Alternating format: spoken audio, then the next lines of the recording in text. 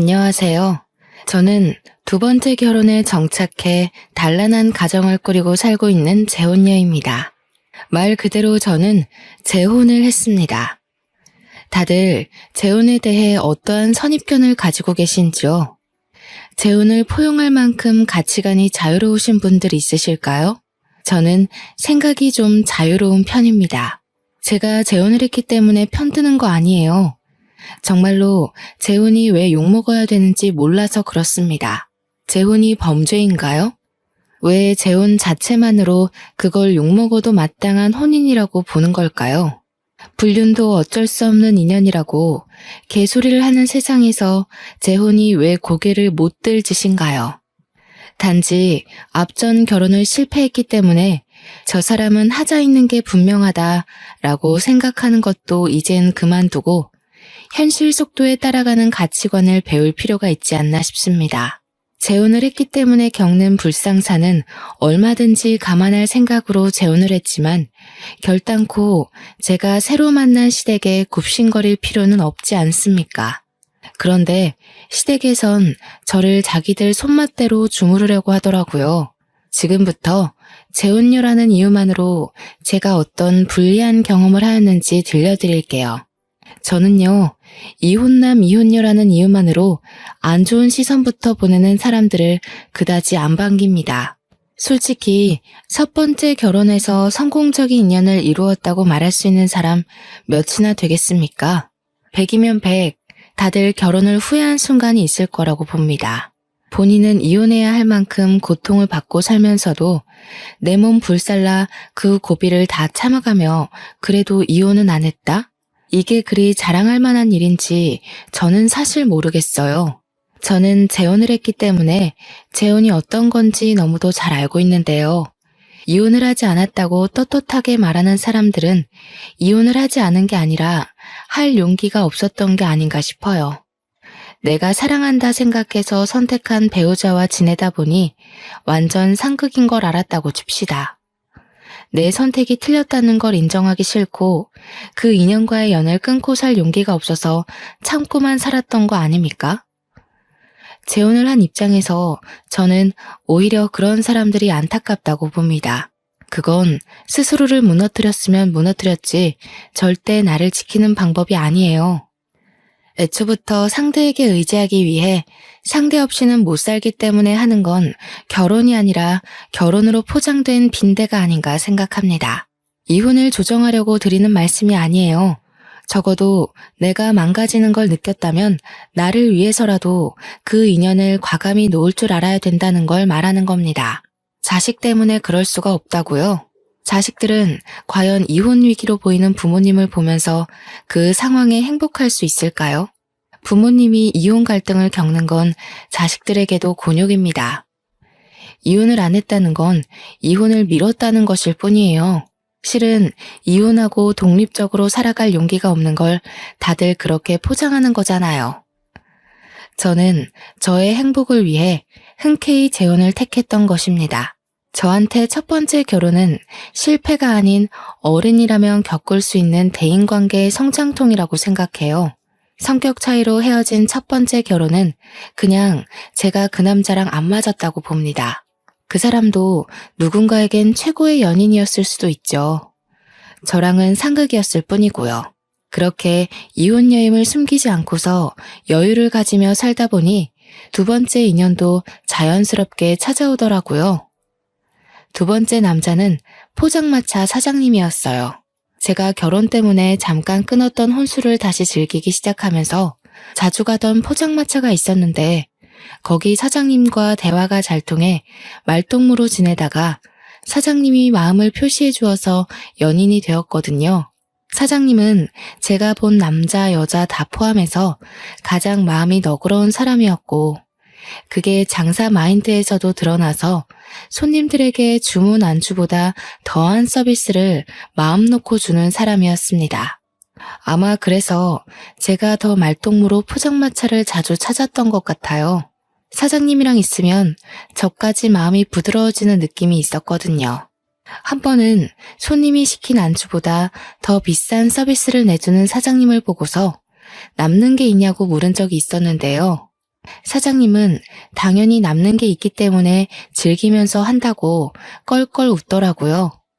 사장님이라고 해봤자 저도 당시에 나이가 있던 처지였기 때문에 사장님이랑은 겨우 3살 차이밖에 안 났습니다. 사장님은 퇴근하고도 저와 흔쾌히 술친구가 되어주었는데 그 덕분에 이런저런 얘기를 다 했다 보니까 당연히 제가 이혼한 사정도 다 알고 있었어요. 그럼에도 저를 결혼 상태까지로 봐줬다는 게 고맙다가도 한편으론 미안하기도 했습니다. 제 입장에선 재혼이 죄라고 생각 안 하지만 초혼인 사람 입장에선 상대가 재혼이면 아무래도 자기가 두 번째라는 인식을 할 수 있잖아요. 또 배우자와 같이 초혼인 경우와 혼자서 초혼인 경우는 또 완전히 다르니까요. 그래서 저는 만약 다시 결혼하고 싶은 인연을 만난다면 저 같은 돌싱을 만나려고 했습니다. 하지만 제 이혼 이력을 개의치 않아 하며 사람만 보고 끌렸다는 사장님의 고백 덕분에 저 또한 더 넓은 생각까지 갖게 되었어요. 그렇게 결혼한 저는 당연히 시댁과의 반대에 부딪힐 걸 알고 있었습니다. 제가 아무리 재혼에 대한 유연한 생각을 가지고 있다고 하더라도 아직까진 우리나라에서 재혼이 큰 하자잖아요. 더군다나 시부모는 어르신들일 텐데 요즘 젊은 사람들의 생각을 따라갈 수 있을 리 없지 않습니까? 그래요. 그것까지는 이해할 수 있었고 각오도 했습니다. 그런데 막상 결혼 인사를 드리러 갔더니 남편이 이미 나서서 시부모가 제게 입을 댈 수 없도록 손을 써놓은 것 같더라고요. 시부모가 제 개인 사정을 전혀 묻지 않고 그저 남편과 분가해서 잘 지내봤으면 좋겠다고만 말씀하시더군요. 시작부터 일이 제 입장을 생각해주니 저는 남편에게 더없이 고마웠습니다. 덕분에 저희는 결혼부터 분가까지 아주 수월하게 진행이 되었어요. 재혼 부부라고 보기엔 너무도 신혼 같았고 뭐 하나 트집 잡히는 게 없었죠. 그러나 역시 문제가 없다면 제가 재혼녀 꼬리표로 이 사연을 쓰지도 않았을 겁니다. 결혼을 한 후 이제 막 신혼살림을 정리하고 나서부터 시모가 저희 집을 방문하기 시작했는데요. 올 때마다 제게 얼마나 황당한 말씀을 하는 줄 아시나요? 첫째는 아들이어야 하는 거 알지? 늙은이 생각이라고 욕할 것 없다. 요즘 것들이 뭘 잘 몰라서 그런 거지. 옛말대로 해야 자다가도 떡이 생겨. 어머니 말씀 잘 알겠지만 아이 성별이 어디 제 마음대로 되나요? 그리고 아직 남편이랑 아이 계획은 의논 못 해봤어요. 시모는 제 입장이 어떤지 별로 들을 생각도 없어 보였습니다. 갑자기 휴대폰을 꺼내 돋보기를 쓰더니 자기가 수소문하여 아들 낳는 방법을 알아왔다고 저한테 메모한 것을 이것저것 설명하기 시작하는 거 있죠. 그 내용 중에는 아들을 낳으려면 여자는 몸을 시원하게 해야 되고 남자는 산성 음식을, 여자는 알칼리성 음식을 먹어야 된다면서 절대 쌀밥을 먹지 말라고 하는 거 아니겠습니까? 이것만으로도 충분히 황당한데 계속 이어지는 시모의 설명 중에는 듣기에 남사스러운 내용도 있었습니다. 부부의 사생활까지 참견하면서 아들 낳을 확률이 올라간다면서 노골적으로 설명을 해주더라고요. 그 순간 제가 왜 이런 말을 듣고 있어야 되나 싶었어요. 그러면서 자기가 약사한테 알아보고 알칼리성에 강한 칼슘제까지 사왔다면서 지금부터 3개월간 꼬박 챙겨 먹으라는 거 있죠. 그날 이후로도 시모는 몇 날 며칠을 제게 전화하거나 방문해서 자기가 알려준 대로 하고 있냐고 검사까지 했습니다. 당연히 저희 부부 잠자리에 대해서도 날짜와 시간까지 물으며 제 배란일까지 계산해서 집요하게 캐물었어요. 집에 올 때는 꼭 냉장고 반찬들도 점검했는데요. 아들 낳는데 안 좋다는 음식은 죄다 마음대로 정리를 해버리는 거 아니겠어요? 어머님, 그거 어제 사온 건데요. 남편이 아침마다 사과 한 쪽씩을 꼭 먹어요. 어머님께서 챙겨오신 것들은 죄다 기름진 것들 뿐인데 남편한테 이런 거 좀 부대껴서 아침 상에는 못 올려요. 못 먹긴 뭘 못 먹니? 내 아들인데 내가 잘 알지. 저 사과는 네가 먹도록 하고 내가 가져온 이 반찬들은 꼭 내 아들만 먹여야 된다. 특히 넌 하루에 한 번씩 이 국화차를 우려 먹도록 해라. 그리고 옷이 그게 뭐니? 내가 집에서는 그런 두꺼운 겉옷 입지 말라고 했잖니. 시모가 저 쉬는 날 연락도 없이 갑자기 들이닥치는 바람에 잠옷을 갈아입지 못해서 아무 겉옷을 걸쳐 입은 거였거든요. 그런데 그걸 확 벗겨버리는 거 아니겠어요? 저는 시모 힘이 그렇게 센 줄 몰랐습니다. 심지어는 어디서 이상한 물건을 사와서는 집안 구석구석에 배치해 놓더니 저더러 하루에 한 번씩 그 물건들을 보면서 아들 낳게 해달라고 기도까지 하라고 하더라고요. 한두 번도 간섭하는 것도 아니고 저희 부부가 임신 계획을 해서 임신이 진행될 때까지 그럴 작정으로 보였습니다. 이건 제가 임신을 하고 싶어도 스트레스 받아서 임신이 안 될 지경이었어요. 시모가 아들 손주 보고 싶어 하는 건 알겠는데 그건 하늘에서 정해주는 거잖아요. 이런 말도 안 되는 근거들로 인해 생기는 게 아닐 텐데 허황된 미신을 믿는 시모가 한편으론 한심하기도 했습니다.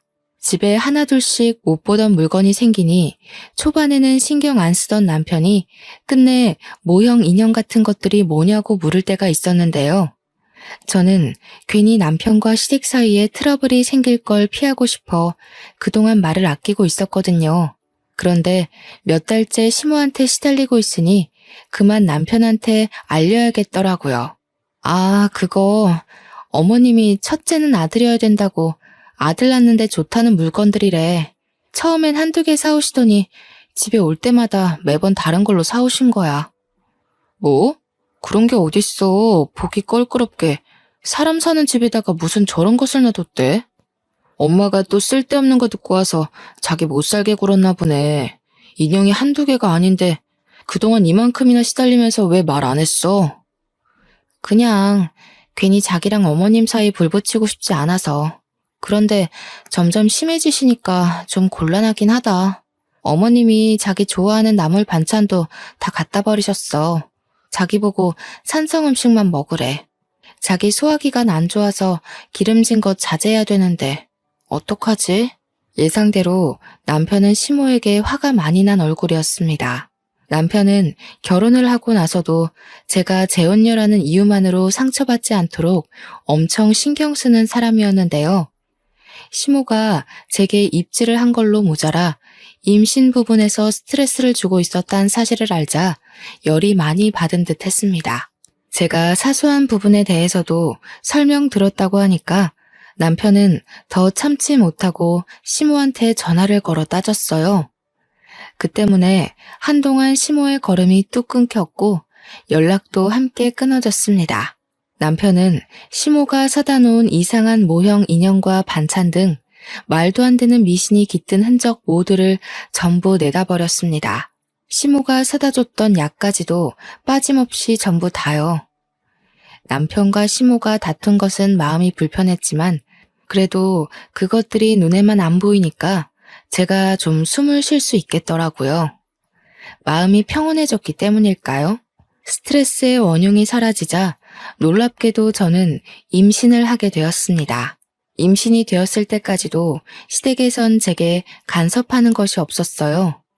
너무 기쁜 나머지 그동안 시모가 저를 피곤하게 했다는 사실을 잠깐 망각하고서 이 사실을 시댁과 친정에 빨리 알렸습니다.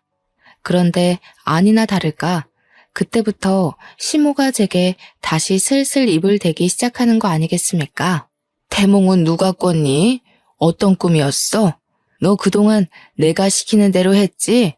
내가 준 약은 임신하기 전 3개월 정도까진 꾸준히 복용했어야 했는데 똑바로 지켰니? 아, 어머님, 손자 보고 싶은 마음은 알겠는데요. 저희는 그냥 운명에 맡기려고요. 남편도 딸이든 아들이든 상관없이 다 좋다고 했거든요. 그래서 약도 끊은 지 오래됐어요. 아이고, 나 못 산다. 딸은 무슨 딸이야? 안 된다니까 그러네. 내 손주는 무조건 첫째가 아들이어야 돼. 장남이 들어서면 너한테도 좋은 건데 왜 말을 안 듣니? 어머님, 이런 게 고집 부린다고 될 일이 아니잖아요. 딸이든 아들이든 다 제 자식이니까 이제부턴 제가 알아서 할게요. 그리고 어머님 목소리가 너무 크셔서 태교에 많이 안 좋을 것 같아요. 앞으론 신경 꺼주세요. 그때 제 전화통화가 나름 저의 솔직한 감정 표현이었습니다. 시모의 간섭을 듣자마자 지난날의 스트레스까지 겹쳐져 한꺼번에 숨통이 막혔는데 저 때문에 자칫 뱃속의 아이한테까지 피해가 갈까봐 시모를 만나는 것도 싫더라고요.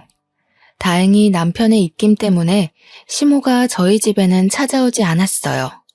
덕분에 저도 시모에게 양해를 구하고는 시댁의 연락은 철저히 외면하며 몸조리에만 신경 썼습니다. 그렇게 태아의 성별을 확인할 수 있는 시기가 다가왔고 병원을 같이 찾은 저와 남편은 뱃속 아이가 딸이라는 사실을 듣게 되었습니다. 아이가 건강하다는 것만으로도 너무 기뻤지만 한편으론 시모의 등살이 걱정되더라고요. 그런데 저와 달리 남편은 정말 많이 행복해했어요. 사실 자기는 딸이 갖고 싶었다고 하면서 자기 꿈이 딸부잣집 아빠가 되는 거래요. 좀 귀엽지 않나요? 남편은 틈만 나면 귀갓길에 딸 물건이나 옷, 인형 등을 사오면서 딸을 맞이할 준비에 한껏 설렘 모습까지 보였습니다. 그런 남편을 보면서 저 또한 두근거렸지만 마음 한구석에는 계속 시모 생각을 놓지 못했어요. 이걸 어떻게 알려야 되나 그 생각 때문에 계속 골머리가 아팠습니다. 결국 산부인과 검진을 한 지 한 달이나 지나서 시모한테 딸이라는 걸 알리게 되었는데요. 그날 제가 시댁을 찾아가서 말씀을 드린 거였습니다. 남편과 시부는 출근을 했던지라 시댁에 같이 없었고 시댁에는 산후조리를 끝내고 온 신우랑 신우의 아들을 안고 있는 시모만 있었습니다. 제 뱃속의 아이가 딸이라는 걸 밝히자마자 시모가 시조카를 바로 내려놓더라고요. 아니나 다를까 눈에 불을 켜고 득달같이 언성을 높였는데 바닥에 놓인 시조카 똥기저귀를 제 얼굴에 던지는 거 아니겠어요? 그러게, 내가 뭐라고 그랬니? 진작에 내 말대로 했으면 아들을 가졌을 거 아니야. 네 신우 봐라. 내가 시키는 대로 했더니 금쪽 같은 아들을 낳은 거 안 보여? 어머님, 도대체 딸이 어떻다고 이러세요? 똑같이 귀한 자식이에요. 그러는 어머님께서 낳은 형님도 딸인 건 마찬가지 아니에요? 장녀 아니에요? 그럼 어머님도 집안 망신시킨 꼴인 거네요? 어머님도 첫째로 형님 낳으셨으면서 왜 이렇게 장남에 집착하세요? 어머머, 얘 봐라. 얘가 뭐라는 거야? 희원아, 얘 지금 뭐라는 거니? 한번 갔다 온 주제에 그깟 아들 하나 못 낳아서 내 자식한테 2번이나 흠을 만들어 놔? 내가 너 같은 애를 순순히 받아들인 이유가 왜겠니? 그래도 한번 갔다 왔으면 고분고분 수구릴 줄 알아야지. 그러게 옳게. 아무리 시건방져도 그렇지. 어떻게 시어머니 되는 사람한테 대들어? 전에 시댁에서도 이랬어? 그래서 이혼당한 거지. 역시 재혼하는 사람들이 다 그렇지. 순진한 내 동생 꼬드겨서 다시 살림 한번 펴보려고 한 것 같은데 결국 똑같은 이유로 내 동생한테 이혼당할 거야. 행동 조심해. 아들, 딸 얘기하다가 갑자기 제 재혼 얘기는 왜 나온 거죠? 애초에 아들, 딸 문제로 이런 다툼이 생겼다는 것 자체가 저는 이해할 수 없었어요. 기가 막혀서 저는 참지 않고 신우한테도 대들었습니다. 지금 뭐라고 했냐고, 왜 잘 알지도 못하는 남의 인생사 함부로 말하냐고 고함을 쳤더니 신우는 뻔뻔하게 고개 쳐들고서 저를 비웃는 거 아니겠어요? 그럼 그렇지. 사고 친 인연들 보면 다 불륜녀나 이혼녀, 재혼녀더라. 어쩌다가 내 동생이 올케 같은 해진 여자한테 넘어갔는지 모르겠는데 올케가 지금 당당할 입장은 아니야. 뭐라고요? 해진 여자? 이 집 사람들은 뭘 얼마나 잘난 삶을 살고 있길래 저한테 그런 식으로 말하는 거예요? 하긴 입에 걸레 문 사람이 잘 살아봤자 얼마나 잘 살아왔겠어요. 입에 걸레 문 사람? 올케 미쳤어? 나 올케한테 형님 되는 사람이야. 아무리 개념이 없다고 해도 그렇지 어떻게 예의 없이 그딴 말을 해? 이것 봐. 결혼 실패했던 여자들은 다 이유가 있다니까. 신우가 저를 앞에 두고 막말을 자꾸 하잖아요. 제가 그런 모욕을 듣고 있을 이유가 없지 않습니까? 더 이상 화를 참을 생각도 없던 저는 겨우 1살인 신우 아들 앞에서 신우에게 달려가 머리채를 잡고 흔들었습니다. 옆에서 깜짝 놀라 소리 지르던 시모는 우왕좌왕하다가 당장 남편한테 전화하더라고요. 남편한테 제가 미친 짓 한다고 고자질하기 바빴어요. 저는 남편이 오는 15분가량의 시간 동안 신우와 서로 머리채를 붙잡고 싸움을 멈추지 않았습니다. 그 사이 신우는 정말 입에 담기도 민망한 쌍욕을 무수히 많이 했어요. 아들을 앞에 두고 그러고 싶은지 말도 안 나오더군요. 한참 지지고 못 갔을까 신우가 하필이면 발을 올렸고 그걸 피하느라 신우 머리를 잡고 있던 손을 놓아버렸네요. 그래서 신우는 엉덩방아를 찌으면서 요란하게 넘어졌는데요. 다행히도 때마침 남편이 문을 따고 들어왔고 남편은 들어오자마자 저만 먼저 살폈어요. 조심히 배를 안고 있는 저를 부축해 주었죠. 뭐 하는 짓이야? 이 사람 지금 뱃속에 아기가 있다고. 그걸 아는 사람이 아내를 몰아세운다는 게 정상적인 행동이야? 제발 누나가 책임질 수 있는 행동만 하라고. 뭐야? 지금 누구 편을 드는 거야? 먼저 잡은 건 저 여시가 먼저 그랬어. 내가 계속 당하다가 겨우 뻗은 발이었는데. 저거 분명 버릇 나빠져서 이혼 당한 걸 거야. 너처럼 오냐오냐 다 들어주니까 신우 무서운 줄 모르고 나대잖아. 빨리 제 전남편 찾아가서 물어봐. 그래, 맞다. 그리고 떨어지면 오히려 잘 된 거 아니니? 그래봤자 들어있는 게 딸일 뿐인데 이참에 다시 아들 준비하면 되고 좋지 뭘. 재혼 꼴이 달고 왔으면 손주라도 우리가 원하는 아들로 낳아야 될 거 아니겠어? 시모와 신우의 막말에 제가 다시 어떻게 해보려고 일어났는데 되레 저는 더 잠자코 있을 수밖에 없었습니다. 남편이 신우한테 다가가 신우의 뺨을 때렸기 때문이죠. 신우는 남편 힘에 밀려서 자기 아들 옆으로 완전히 꼬꾸라져 버렸습니다. 저도 놀랐는데 시모랑 신우는 자기들 핏줄이 그러니까 얼마나 놀랐겠어요. 상종 못할 인간들. 한 번만 더 내 와이프랑 내 딸한테 손대고 입대면 나 그땐 이 집 호적에서 나올 거야. 장남이 뭐 돼수야? 장남인 아빠도 내 결혼에 대해서 아무 말도 안 하는데 왜 어줍잖은 당신들이 난리야. 뭐? 아들아, 네가 어떻게 엄마한테 그런 소리를 할 수가 있어? 고작 저런 여자 하나 때문에 엄마를 협박해? 전현이 사주한 거지. 그렇지? 조용히 하세요. 평생 내 얼굴 안 볼 생각이면 계속해서 내 가족 건드려봐.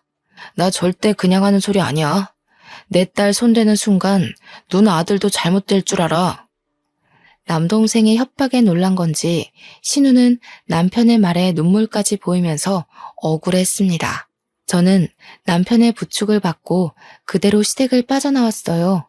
혹시나 싶어 남편이 산부인과로 저를 데려가서 딸아이가 괜찮은지 확인까지 하더라고요.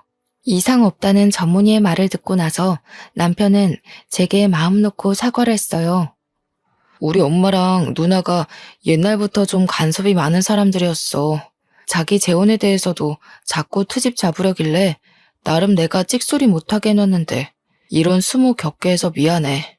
내가 아빠랑 상의해서 다시는 당신 옆에 얼씬 못하게 해줄게. 남편의 진심 어린 사과가 너무 고마웠고 든든했습니다. 남편의 잘못이 아니잖아요. 그래서 남편에겐 다른 원망은 없었어요. 남편이 시댁한테 당하는 제 사정을 모르는 것도 아니었고 나 몰라라 하는 것도 아니지 않습니까? 그런 남편이 저를 지켜주고 있었기 때문에 저도 굳건히 버틸 수 있었던 겁니다. 그래서 시모랑 신우가 저한테 더 이상 손을 못 댔냐고요? 그건 또 아닙니다. 그 둘은 오히려 더 열이 받아서는 남편이 제 게임에 넘어갔다고 생각해 저를 확실히 구워 삶으려고 작당을 하기 시작했어요.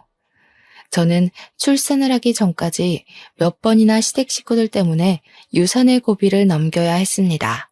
한 번은 시모가 남편을 통해서 여자 몸에 좋다는 한약을 선물하더라고요. 절대 이럴 사람이 아니기에 저는 끝까지 의심의 눈을 거두지 못했죠. 결국 저는 곧장 한약 봉투에 표시된 한의원을 찾아가서 시모가 대체 어떤 약재를 써서 만들었는지 물어보기까지 했습니다. 네, 여자한테 좋지 않은 한약이 맞다고 하더군요. 그래서 한의사가 시모한테 절대 가임기 여성에게는 음용하지 말라고 몇 번이나 말했다고 합니다. 하지만 시모는 자기 아들 거 짓는 거니까 걱정하지 말라고 했대요. 두 모녀는 끊임없이 저를 공경에 빠뜨렸습니다. 남편이 시댁에 경고를 줬다고 말을 들을 사람들이었다면 제가 이렇게 스트레스를 받지도 않았겠죠. 그래도 그 경미한 위험들이 제 앞에 닥칠 때마다 저는 하늘이 도운 건지 다행히도 운 좋게 고비를 넘겨왔는데요. 딱 한 번 불운을 피하지 못해 정말 위험할 뻔했던 적이 있었습니다. 그들을 도무지 용서를 해선 안 되겠다고 마음을 먹은 날이기도 했죠. 한날 장을 보고 횡단보도를 건너가던 중이었는데요. 갑자기 신호를 무시하고 달려드는 차 때문에 깜짝 놀라서 발을 헛디뎠거든요. 그때 하필 남산만 했던 배로 중심이 쏠리는 바람에 주위 사람들이 황급히 달려와 저를 도와주었습니다. 당시 제가 많이 놀라긴 했었나 봐요. 그만 기절까지 해버린 거 아니겠습니까? 그 와중에도 저는 쌩 지나가 버린 차 번호를 눈으로 외우고 난 뒤에 의식을 놓았던 걸로 압니다. 아마 아이를 지키고 싶던 엄마의 독한 의지 덕분에 저도 모르게 그럴 수 있지 않았나 싶은데요. 그 순간 발휘한 기지가 훗날 제게 역전의 기회를 안겨준 중요한 키가 되기도 했어요. 저는 119에 실려오는 도중 정신을 차렸는데 눈 뜨자마자 구급대원들에게 나는 괜찮으니 우리 아이 좀 빨리 검사해달라고 졸랐습니다. 그래서 아이를 먼저 확인했고 다행히 아이는 무사한 걸 들었습니다. 아이가 씩씩하게 잘 견뎌준 것이겠죠. 그제야 마음이 놓인 저는 남편에게 연락을 넣고 병실에서 멍 때리고 누워 있었습니다. 그동안 제 주변을 도사리고 있던 아찔한 순간들이 머릿속을 훅훅 지나가더라고요. 이혼 여인 저를 거절 한 번 없이 허락해줬으니 무조건 손자를 낳아야 한다는 시모 말이 계속 머릿속을 맴돌았어요. 차라리 그만한 이유라도 설득력이 있는 까닭이라면 제 나름대로 이해를 해보겠다만 언제 한번 시모한테 왜 꼭 아들이어야 하냐고 물은 적이 있거든요. 그런데 시모 말이 아들 낳는데 이유가 어딨냐고 그건 당연한 일이라고 하는 거 있죠. 그러는 본인은 딸을 첫째로 가져놓고 왜 자꾸 저한테 그런 억측을 부리는지 모르겠습니다. 뒤늦게 뛰쳐온 남편은 제가 괜찮은 걸 눈으로 확인하고 의사까지 불러서 제 상태를 제대로 듣고 난 뒤에야 안심을 했습니다. 제 앞에 무릎을 꿇더니 또다시 시댁 대신 사과를 하였어요. 당신은 잘못 없다니깐. 어린애들이 하는 장난질도 어른이 감당 못할 때가 있는데 다 큰 성인들이 그러는 걸 당신이 어찌 알고 맞겠어. 당신이 자꾸 시댁 대신 사과를 하면 난 그게 더 마음 불편해. 솔직히 어머님이랑 형님 용서 못하겠는데 당신이 이러면 내가 용서해야 될 것 같단 말이야. 그렇지. 거기까진 생각 못했다. 그래도 미안해. 내가 더 주의를 기울였어야 되는 건데. 정말 엄마랑 누나가 이렇게까지 나올 줄 몰랐어. 내가 생각해도 이건 사람 짓이 아니라고 봐. 그날 남편은 제 손을 잡으면서 심지를 단단하게 굳혔어요. 시댁한테 경고했음에도 정신 못 차리고 이런 몰상식한 짓을 벌였으니 자기가 그냥 천륜을 끊겠다고 하더라고요. 가족이라고 무조건 다 포용해야 될 의무는 없다면서 시모와 신우가 먼저 선을 넘었으니 뱃속의 자식을 위해서라도 위험 요인을 끊어내는 게 맞다고 하였습니다. 저는 별로 다친 곳이 없어 그날 남편과 함께 바로 퇴원을 했고 남편은 시댁에게 전화를 하여 절연할 것을 제대로 통보했어요. 그리고 살인미수로 고소도 할 거라고 했습니다. 저는 그런 엄벌까진 생각하지 못했는데 남편은 확실히 가족이라고 봐줄 생각이 없어 보이더라고요. 신고하는 데엔 문제 없었어요. 다행히 제가 증거 사진을 다 남겨놓기도 했고 아파트 건물 CCTV랑 도로 CCTV를 통해 제가 누군가의 고의로 위험에 처했다는 사실은 얼마든지 입증이 가능했으니까요.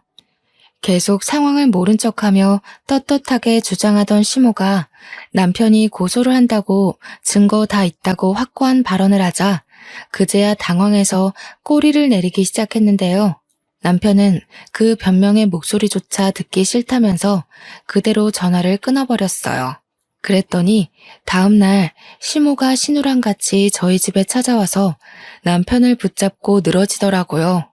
아들아, 정말 이 엄마 마음을 몰라서 그런 거니? 나쁜 뜻은 전혀 없었어. 너랑 새아기가 단단히 오해를 한 거다. 우리는 새아기한테 전혀 해코지할 생각이 아니었어. 그저 서운한 마음을 작게 표현했을 뿐이라고. 그래, 너는 뭐 그런 걸로 가족끼리 고소한 애만에 무섭게 말해? 올케도 다 아니까 그동안 말 안 하고 있었겠지. 안 그래, 올케? 괜히 작은 문제로 일 키우지 말고 그만 화 풀어. 앞으론 안 그러면 되잖아. 여러분들은 이게 과연 사과라고 생각하시나요? 반성의 기미가 있다고 보십니까? 누가 들어도 변명일 뿐이기만 한 발언으로 남편한테 사정을 하고 있으니 남편이 어디 눈 하나 깜빡하겠어요? 당연히 남편은 더 화가 나서 천륜을 끊을 거라고 큰 소리까지 쳤고 또 제가 용서를 안 하면 자기는 평생 시모를 안 보고 산다는 말까지 했습니다. 시겁한 시모가 서둘러 제게 와서 제 손을 잡았는데요.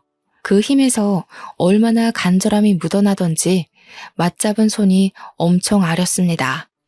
아가, 내가 다 늙어서 속상한 마음에 애들 장난처럼 표현을 했어. 정말 어떻게 해보려는 의도는 하나도 없었다. 가족끼리 가벼운 장난 정도는 눈 감아줄 수 있지 않니? 어머님은 가족끼리 목숨 가지고 노시나 봐요. 어머님이랑 형님은 제 아이를 노렸겠지만 제 목숨도 두 사람 손에 놀아놨다는 거 제가 정말 몰랐을 거라고 생각하세요? 장난이었다고요? 두 사람은 장난으로 던진 돌일지라도 제게는 매 순간 전쟁통이나 다름없었어요. 안다. 알고 말고. 내가 미처 네 입장까진 생각하지 못했구나. 이렇게 잘못했다고 사과를 하지 않니? 다시는 그런 일 없을 거다. 나 이렇게 우리 아들 안 보고 못 살아. 제발 한 번만 눈 감아주렴. 그래, 올케. 내가 솔직히 좀 심했어. 인정할게. 멀쩡한 내 동생이 한 번 갔다 온 여자한테 장가가는 게 아까워서 그랬어. 엄마가 아들 손자 바라는 것도 나랑 같은 심리야. 미안해. 딸 낳아도 괜찮아. 그러니까 우리 그만 화해하자. 저는 시모도 시모지만 신우의 태도가 정말 어처구니 없었습니다.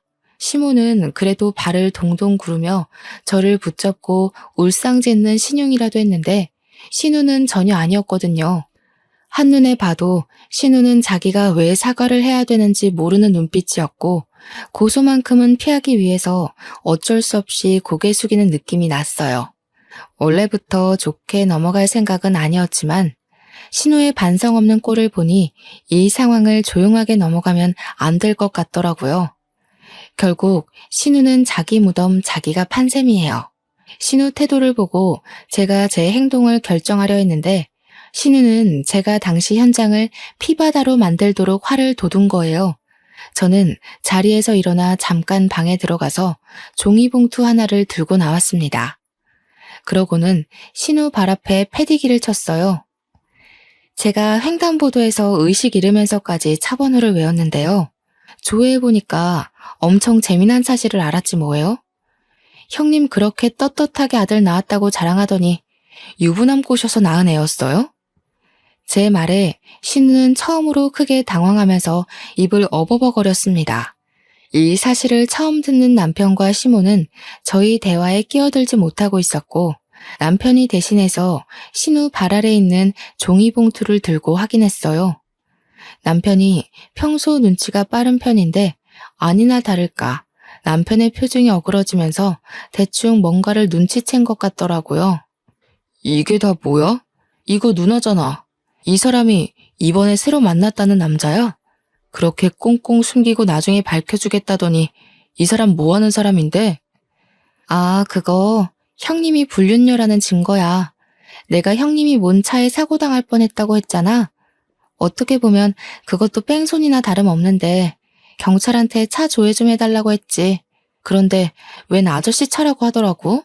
내가 아는 게 있는데 절대 그럴 리가 없다고 생각했어. 그래서 더 알아봤더니 글쎄 그 차주인이 시조카의 아빠라고 하더라. 당연히 남편이 보고 있는 사진들은 제가 몰래 신우 뒤를 밟아서 찍어놓은 불륜 현장의 모습이었습니다. 신우는 남의 가정 파탄내고 유부남의 아이를 가진 불륜녀 입장이었던 겁니다. 저도 당시 그 사실을 알고 얼마나 놀랐는지 몰라요. 이렇게 추악스러운 실체를 갖고 있는 사람이 저한테 재혼녀라고 그렇게 손가락질했던 거잖아요. 놀란 것도 놀란 거지만 곰곰이 생각할수록 기분이 나빠지더라고요. 신우는 그럴 만한 입장이 아닌데도 저를 그리 못살게 굴었다는 거 아닙니까? 무슨 낯짝이 그렇게 두꺼운지 몰라요. 역시나 제가 놀란 것처럼 남편이랑 시모도 상당히 충격이 커 보였습니다. 심지어 시모는 남편이 들고 있는 사진을 뺏어가 자세히 보면서 기함을 했어요. 그 와중에 신우는 미꾸라지처럼 빠져나가려고 어떻게든 머리를 굴리고 있는 게 훤히 보였습니다. 형님, 저한테 사고는 불륜녀, 이혼녀, 재혼녀가 치는 거라고 하셨나요? 틀렸어요. 이혼녀, 재혼녀는 적어도 범죄자는 아니거든요. 그런데 불륜은 고소받아 마땅한 범죄잖아요. 고작 불륜녀 주제에 재혼한 제 앞에서 그리 고개를 쳐들고 계셨던 거예요? 어떻게 그리 뻔뻔할 수가 있어요. 식구들이 형님 이런 사람인 거 모르고 속아주니까 다 만만해 보이기라도 했나 봐요? 뭐라는 거야, 이 정신 나간 년이. 올케 내 스토커야? 어디서 이런 걸 조작해서 나를 겁박해. 이러면 내가 무서워 벌벌 떨 줄 알았나 보지? 나 그렇게 멍청한 사람 아니거든. 겨우 생각한 방편이 스토커 핑계라니 실망스럽네요. 어머님도 어머님 따님이 하는 짓 똑바로 지켜보세요. 아들 낳은 형님을 그렇게 자랑스러워하셨잖아요. 겨우 불륜녀가 낳은 손자를 둔 셈인데 어떡해요? 동네방네 손자 자랑할 수 있겠어요? 손자 자랑 전에 불륜녀 엄마라고 소문 먼저 날 텐데 괜찮으실지 모르겠네요. 제 말에 시모는 얼굴이 시뻘개져서 신우를 노려봤습니다. 제 앞이라 쪽팔린지 차마 딸에게 쓴소리는 못하더라고요. 배신감에 치를 떨면서 소파에 덩그러니 누워있는 시조카까지 노려보는 거 아니겠어요? 더 이상 빠져나갈 구멍이 없다고 생각한 신우는 이 모든 상황에 당황해서 갑자기 소리를 빽 질렀는데요. 자기는 불륜이 아니라고 사랑이고 운명이라면서 본처가 자기들 사이 갈라놓고 있는 거라고 증거 사진들을 갈기갈기 찍기 시작하더군요. 신우의 숨통을 조일 수 있는 귀한 증거인데 제가 원본을 줬을 리 있겠습니까? 헛짓하고 있는 신우에게 그거 다 휴대폰에 저장된 사진이라고 하니까 신우는 그제야 제 앞에 무릎을 꿇고 울며 불며 애원을 하더라고요. 올케, 이거 밝혀지면 나 그 사람한테 외면당해. 제발 부탁이야. 그 사람 합의 이혼하고 나한테 온다고 했단 말이야. 이거 들통나면 우리 아들은 아빠 없이 커야 돼. 형님은 그런 말 할 자격이 없어요. 남의 집 자식 아빠를 뺏은 사람이잖아요. 못 모르는 시조카 입장은 안타깝지만 제가 방금 그분 본처한테 연락을 넣었어요. 형님 같은 사람이 행복한 가정을 꾸리고 산다면 남겨진 그 집 가족들한테 너무 잔인한 일이잖아요. 불륜을 저지르면 그 대가가 불행이라는 거 시조카도 똑똑히 알아야죠. 저는 신우 앞에서 휴대폰을 들이밀며 처음 보는 번호로 그 사진들을 전송한 걸 보여줬습니다. 신우는 다시 얼굴색이 돌변하더니 제 휴대폰을 바닥에 냅다 집어던졌어요. 그러고는 울분에 차서 저를 노려보는데 자기 폰으로 불륜남이 전화가 오기 시작하자 사색이 되더라고요. 불안에 떨며 전화를 받고는 자기야 하면서 변명을 막 하는데 제가 본 사람들 중 가장 못나고 찌질해 보였습니다. 어쩜 시모도 신우도 이런 식으로밖에 못 살았을까요? 남편 위로 저런 사람이 둘이나 있는데 남편은 저들과 달라서 얼마나 다행인지 모릅니다. 난장판인 시댁 식구를 보면서 한심한 마음에 혀를 내두르고 있던 차 남편이 알아서 그들을 쫓아냈습니다. 남편은 문을 닫기 전에 그 두 사람에게 딱 한마디 엄포를 남기더라고요. 연락할 때까지 다신 얼씬도 하지 말라고 말입니다. 시무랑 신우를 본 건 그때가 마지막이었어요. 2달이 지난 지금까지 만난 적이 없네요. 출산하기 전에 그들을 떼어낼 수 있어서 천만 다행이라고 생각합니다. 출산 내내 험난한 시간을 보냈는데 그게 출산 임박까지 이어졌다고 생각해보세요. 그래서 우리 아이가 잘못되었다면 저 정말 시무랑 신우의 숨통을 졸랐을지도 모릅니다. 다행히도 하늘이 알아서 나쁜 인간들을 떼어내주지 않았습니까?